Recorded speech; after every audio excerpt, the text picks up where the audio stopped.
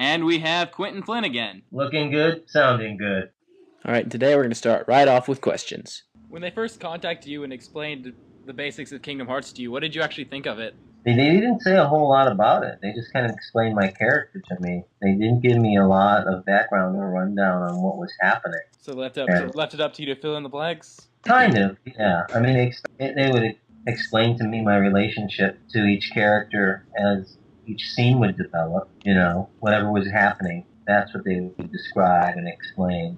But so sometimes, we would record things out of context. It was all really cool. So Axel is obviously a very deep character. Yeah. We can expect you've played the games, right?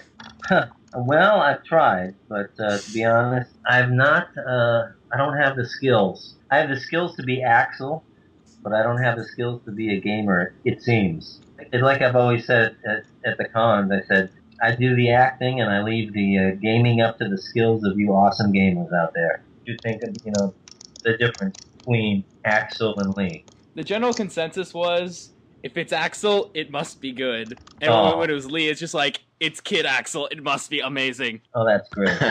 Good. See, that's my goal, is to do a good job and to please the fans. That's really what it's all about. We really want to honor the characters in the script and, make the best game possible for you to be able to explore and get into and feel satisfied that you had an experience that you want to return to time and time again.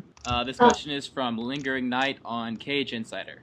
What do you think of Axel having ambiguous character? You mean being sexually ambiguous? Well, there's that. But like whether he's a good guy or a bad guy? Yeah. Yeah, I guess there's some ambiguity there. I mean, I think it's cool. It adds to the mystery. And that's what I like about him. Gotta love the spiky hair. The spiky hair rock. I think his outfit's amazing. I think he's got mad skills. I don't think it's sexually ambiguous. I think that's something that's been projected on action.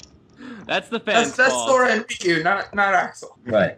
Yeah, and I guess the ambiguity about good or bad, that's something that could be debated. But I do think that if you really listen to the words he says, it's poetic in the way in which he puts it out there, that I think that there's enough good in him, that he's got a good message. I tend to think he leans more on that side.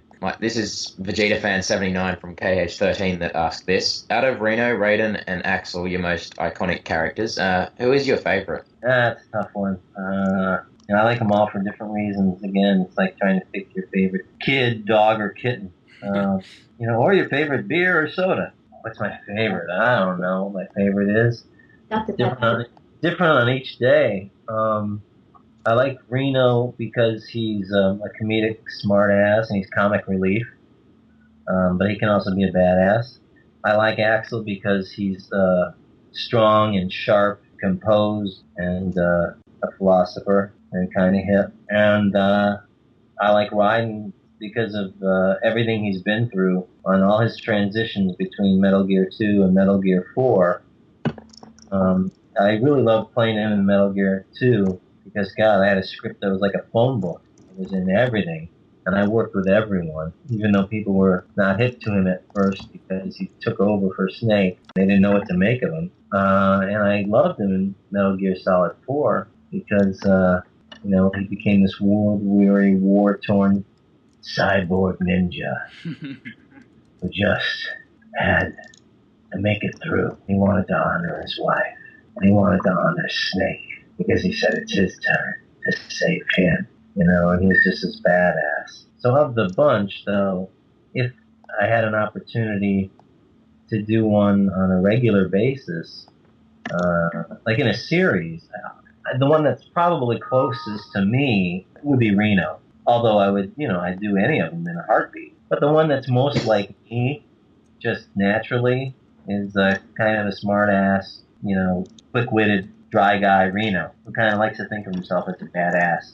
Sometimes screws up. Daxa from khvids.net seems to love you. Oh, thank you. And I'm sending love back. You must know that a lot of girls around the world have fangasming over your voice. Well, that's lovely to hear. I'm gonna hold on to that because that just made my day. Even our Marluxia here fangasms at your voice. Yeah, I didn't make a joke. I'm happy to be of service. How's that? Uh-oh. Better. Oh. You don't want to say that.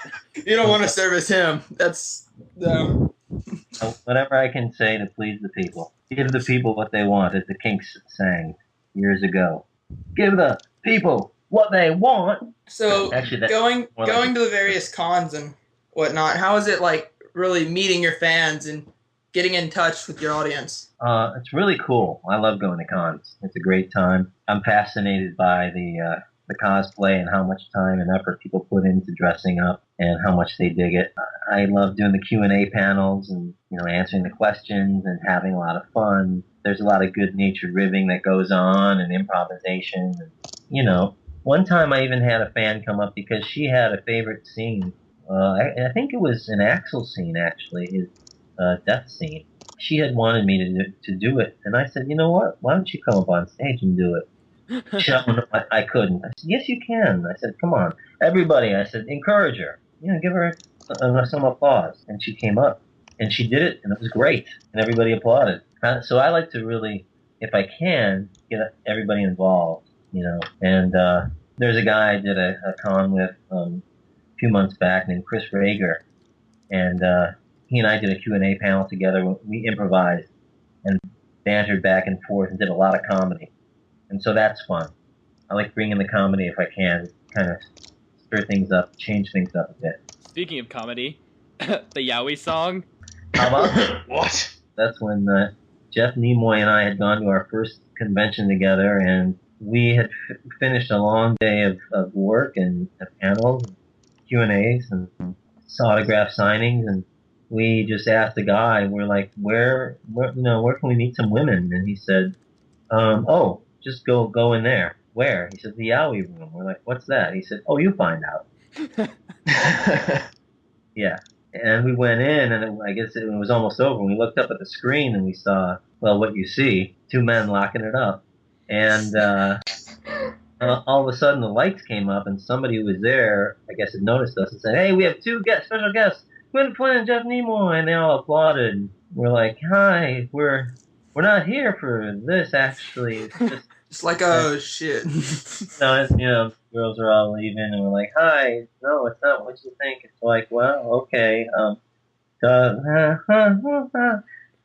so we wrote that song about that experience. Like, we're not saying there's anything wrong with that, but for that other team, we simply do not that. A comedic look at an uncomfortable situation.